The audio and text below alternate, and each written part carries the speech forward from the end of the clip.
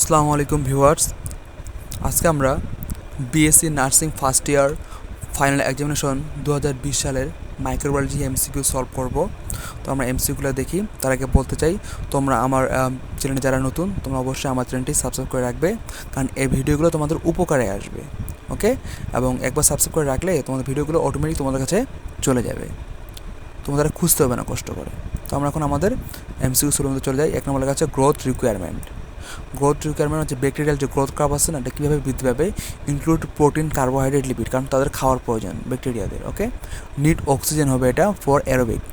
Aerobic মানে যাতে কি অক্সিজেন ছাড়া যেসব বাঁচতে পারে না, ওদের বলে অ্যারোবিক বলা হয়। নিড 5 to 10% কার্বন ডাইঅক্সাইড নেচারে, যেসবের কার্বন ডাইঅক্সাইড দরকার ফর নেচারে, যেমন নেচারিয়ার জন্য।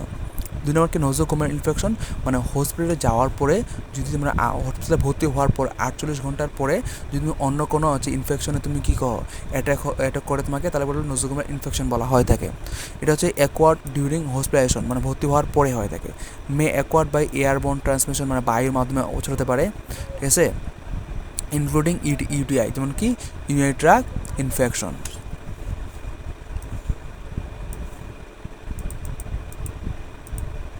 তিন নম্বর বলছে এখানে, তিন নম্বর কী বলছে যে রিগার্ডিং HIV, মানে HIV সম্পর্কে।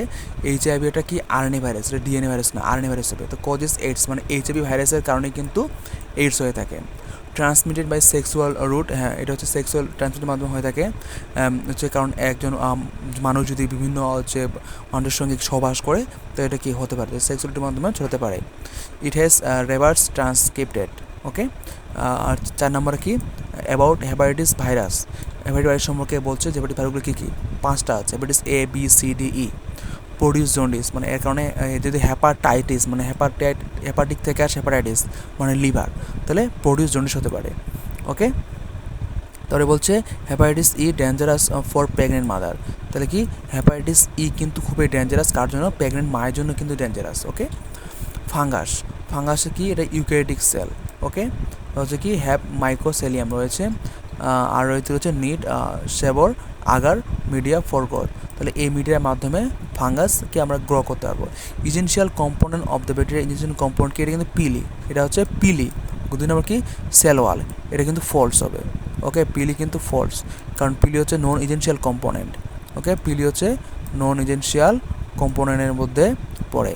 তাহলে ইজেনশিয়ালের মধ্যে পড়ে হচ্ছে কি সেল ওয়াল, নিউক্লিয়েট আর সেল মেমব্রেন, এগুলো হচ্ছে ইজেনশিয়ালের মধ্যে পড়ে।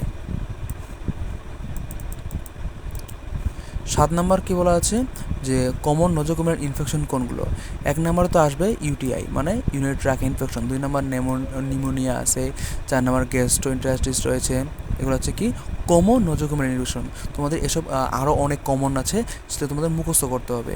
গ্রাম পজিটিভ ব্যাকটেরিয়া, যে গ্রাম পজিটিভ ব্যাকটেরিয়া, গ্রাম নেগেটিভ ব্যাকটেরিয়া, এগুলো অনেকগুলো উদাহরণ মুখস্থ রাখতে হবে। গ্রাম পজিটিভের মধ্যে রয়েছে স্টেফিলোকক্কাস আর bacillus. Neisseria, gonorrhoea, neisseria veillonella, E coli, proteus, salmonella, shigella, এগুলো হচ্ছে গ্রাম নেগেটিভ ব্যাকটেরিয়া।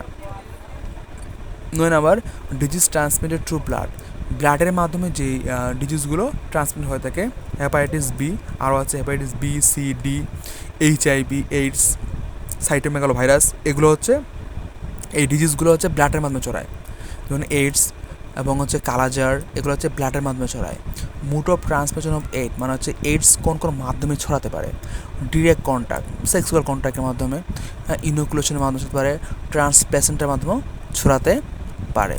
তাহলে হচ্ছে এসব হচ্ছে এইডস ছড়ানোর মাধ্যম। এখন আমরা বেস্ট অ্যান্সার দেখব যে স্টেফিলোকক্কাস, এটা কি গ্রাম পজিটিভ ককাস, এরেনসিন ক্লাস্টার, মানে গুচ্ছ আকারে থাকে। মাইক্রোবায়োম টিউবারক্লোসিস, এটা কী কারণে হয়ে থাকে, পালমোনারি টিউবারক্লোসিসের কারণে হতে পারে, মেকোজিট ইনস্ট্যান্ট TB কারণে হতে পারে। এটা বোথ কারেক্ট। ইনস্টেশন কি dressing drum stress by autoclave, যেহেতু এটা লোহার, এটা অটোক্ল্যাভের মাধ্যমে ডিসট্রেস করা হয়। ডিসইনফেক্টেন্ট কি মে নট কিল স্পোর। স্টেরিলাইজেশনস আর এদিকে হচ্ছে ডিসইনফেক্টেন্ট, দুটার বা ডিসইনফেকশন, দুটোর মধ্যে পার্থক্য আছে। স্টেরিলাইজেশন হচ্ছে যে এমন একটা মাধ্যম যেখানে হচ্ছে কি স্পোর ডিস্ট্রয় করা যায়, আর ডিসইনফেক্টের মাধ্যমে স্পোর ডিস্ট্রয় করার ক্ষমতা রাখে না। তাহলে এ হচ্ছে স্পোর ডিস্ট্রয় করার ক্ষমতা রাখে, এ হচ্ছে স্পোর ডিস্ট্রয় করার ক্ষমতা রাখে না। দুটোর মধ্যে একটা মেইন পার্থক্য হচ্ছে, এটা ভাইবার মধ্যে ধরে থাকে।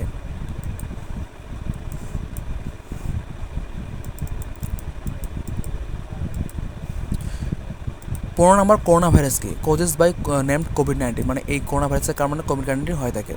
সেক্সুয়াল ট্রান্সমিটেড ডিজিজ, মানে সেক্স করার মাধ্যমে যে ডিজিজগুলো সচরাচর হয়ে থাকে। এটা হচ্ছে কি একটা ইনফেক্টেড পার্টনার যখন হচ্ছে একের অধিক হচ্ছে কি সেক্স পার্টনার সঙ্গে কী করবে, সেক্স করবে, তখন এসব হতে পারে। যেমন গোনোরিয়া, এটা সচরাচর হয়ে থাকে বেশিরভাগে।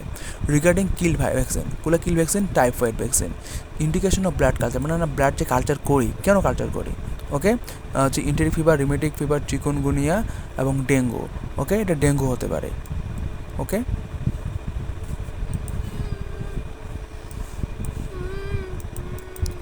19 নম্বর হচ্ছে কি এইচআইভি হচ্ছে কি আরএনএ ভাইরাস। 20 নম্বর কি হুইচ ইজ অপরচুনিটিস ফাঙ্গাস, মানে সুযোগ সন্ধানী ছত্রাক যেটাকে বলি, এটা হচ্ছে ক্যানিডা এলবিগান। তো এটাই ছিল আজকে ভিডিও। যদি তোমাদের ভালো লাগে থাকে তোমরা অবশ্যই আমার চ্যানেলটি সাবস্ক্রাইব করে রাখবে, যাতে পরবর্তী ভিডিওগুলো তোমাদের কাছে অতি সহজে চলে যায়। তোমাদের কোনো মন্তব্য থাকলে তোমাদের কমেন্টে মন্তব্য করবে, ভিডিওটা লাইক করবে এবং তোমার বন্ধুর মাঝে শেয়ার করে দেবে। আসসালামু আলাইকুম।